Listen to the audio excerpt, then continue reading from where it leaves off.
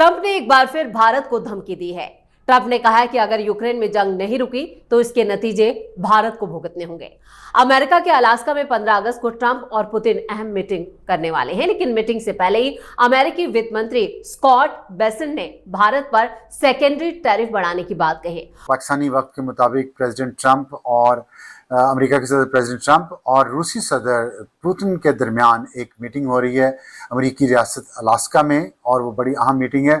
उसका इंडिया के साथ क्या ताल्लुक है, इंडिया के साथ जो अमेरिका के ताल्लुकात है उस पर क्या असर है, इस पर हम बात करेंगे। पाकिस्तान तो जलेगा। पाकिस्तान के अब्बू मिस्टर ट्रंप वो और अपने चक्कर में फंस गए हैं। उनको पुतिन ने उल्लू बना दिया है। सुना मेरे साथियों, डोनाल्ड ट्रंप अपने बड़बोलेपन की आदत के शिकार हैं और अभी रिसेंटली आपको पता है कल होने वाली मीटिंग के लिए उन्होंने एक ऐसा कड़वा बयान निकाल दिया है जैसे कि रशिया को दबाव में लेना चाहते हो। क्या बयान दिया है, सारी चर्चा करते हैं। बड़बोलेपन के शिकार डोनाल्ड ट्रंप ने एक ऐसा बयान दिया है जिससे हो सकता है कि कल होने वाली मीटिंग के परिणाम पलट जाएं। ट्रंप शायद इससे पहले इतने बेचैन तो कभी नहीं रहे होंगे जितने इस समय दिखाई दे रहे हैं।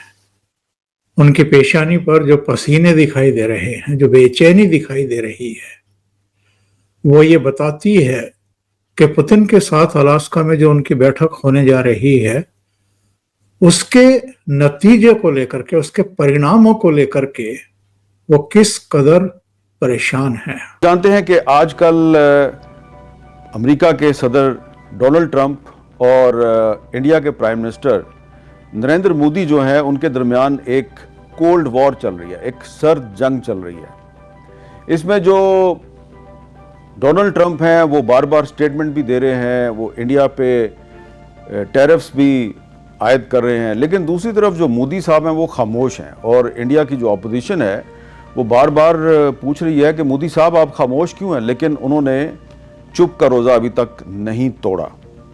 एक आम तासुर यह है कि ट्रंप और मोदी के दरमियान जो सर्द जंग है इसकी असल वजह यह है कि जो मई 2025 में पाकिस्तान और भारत के दरमियान एक 4 रोज़ा जंग हुई, इस जंग का जो सीज़ फायर है वो डोनाल्ड ट्रंप ने करवाया। उन्होंने इसका क्रेडिट लेने की बार बार कोशिश की। पाकिस्तान ने बहुत खुशी के साथ उनको ये क्रेडिट दे दिया, लेकिन जो नरेंद्र मोदी हैं उन्होंने न सिर्फ ये कि ट्रंप को कोई क्रेडिट नहीं दिया, बल्कि ट्रंप जब ये दावा कर रहे थे कि जनाब ये सीज़ फायर मैंने करवाया है और मैंने इसमें जो ट्रेड का जो एलिमेंट है उसको इस्तेमाल किया और मैंने पाकिस्तान और भारत से कहा है कि अगर आप जंग बंद कर देंगे तो हम आपको ट्रेड में फैसिलिटेट करेंगे। ट्रंप साहब ने एक दफ़ा नहीं, 2 दफ़ा नहीं, बार बार ये बात की। दूसरी तरफ जो इंडियन गवर्नमेंट है वो इसकी तरदीद कर रही थी और इंडियन गवर्नमेंट बार बार कह रही थी कि नहीं, इस सारे मामले में जो है वो किसी ने कोई किरदार अदा नहीं किया, ट्रंप का कोई किरदार नहीं है। हमें तो जनाब पाकिस्तान के जो डीजी मिलिट्री ऑपरेशन है उन्होंने फ़ोन करके कहा कि हम सीज़ फायर करना चाहते हैं, तो हमने तो उनके कहने पे सीज़ फायर किया है, ट्रंप के कहने पे सीज़ फायर नहीं किया। और तासुर ये है कि ट्रंप इस पर नाराज़ हैं। फिर पाकिस्तान ने ट्रंप को नोबेल पीस प्राइज़ के लिए नॉमिनेट कर दिया, इंडिया ने उनको नॉमिनेट नहीं किया। हालांकि इतलात के मुताबिक जो नेतन्याहू हैं इज़राइल के प्राइम मिनिस्टर, उन्होंने ट्रंप को नोबेल पीस प्राइज़ के लिए नॉमिनेट करने से पहले मोदी गवर्नमेंट जो है उसको मशवरा दिया था कि आइए हम और आप मिलकर ट्रंप को नॉमिनेट करते हैं नोबेल पीस प्राइज़ के लिए, लेकिन मोदी साहब ने ये बात जो है ये झुटला दी, उन्होंने इसको इग्नोर कर दिया। तो तासुर ये है कि क्योंकि डोनाल्ड ट्रंप जो है वो नोबेल पीस प्राइज़ लेना चाहते हैं, पाकिस्तान ने उनकी मदद की है, मोदी ने मदद नहीं की, इसलिए वो नाराज हैं। भारत का स्वतंत्रता दिवस हम मना रहे होंगे 15 अगस्त को, तब यहां पर अलास्का में रशिया के प्रेसिडेंट व्लादिमीर पुतिन और US president Donald Trump meeting करेंगे इस मुद्दे को लेकर के कि भाई जो आपके यूक्रेन के बीच में वॉर चल रहा है उसमें शांति समझौता हो जाए। आश्चर्य की बात देखिए कि लड़ाई यूक्रेन और रशिया के बीच में हो रही है और यूक्रेन के राष्ट्रपति व्लादिमीर जेलेंस्की इसी मीटिंग्स में एब्सेंट हैं, यानी उनकी तरफ से जो मध्यस्थ जो व्यक्ति है यूनाइटेड स्टेट्स, वो यहां पे सारी पंचायती करेंगे और इधर से रशिया के प्रेसिडेंट बैठे होंगे। इस बात को लेकर के जेलेंस्की परेशान भी है, क्योंकि यदि यूएसए की तरफ से लिया गया कोई डिसीजन जो कि किसके बिहाफ पे लिया जाएगा, यूक्रेन के बिहाफ पे, और यूक्रेन उसमें आनाकानी करता है तो उसका परिणाम उसको भुगतना तो पड़ेगा। अब यहां क्या हुआ है कि कंट्रोल जो करना चाह रहे हैं वो इसको अमेरिका चाह रहा है रशिया को कंट्रोल करना।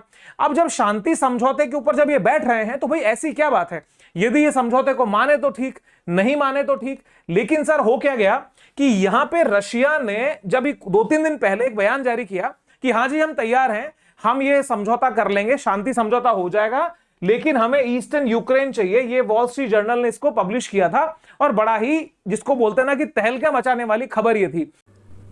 अमेरिका के अलास्का प्रांत की राजधानी एंकोरेज पर इस समय पूरी दुनिया की नज़र है।